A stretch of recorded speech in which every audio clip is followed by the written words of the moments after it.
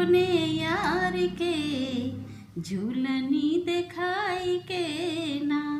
गोरिया फैशन में फसवलो अपने यार के झूलनी दिखाई के ना। तब तो बड़ी मोहब्बत कैलो जेवना हम ही से जेवैलो। तब तो बड़ी मोहब्बत कैलो जेवना हम ही से जेवैलो।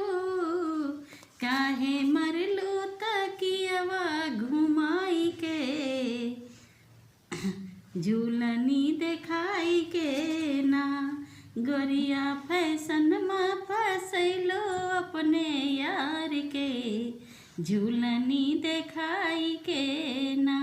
गोरिया फैशन में फसवलो अपने यार के झूलनी दिखाई के ना।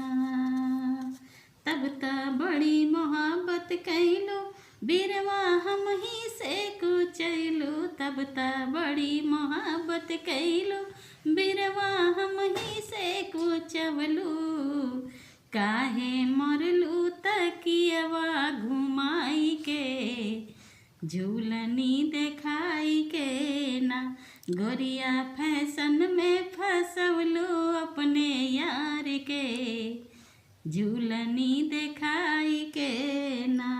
तब त बड़ी मोहब्बत कैलो गेड़वा हम ही से घोटवलो। तब त बड़ी मोहब्बत कैलो गेड़वा हम ही से घोटवलो।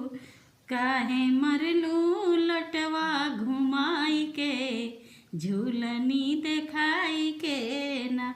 गोरिया फैशन में फसवलो अपने यार के झूलनी दिखाई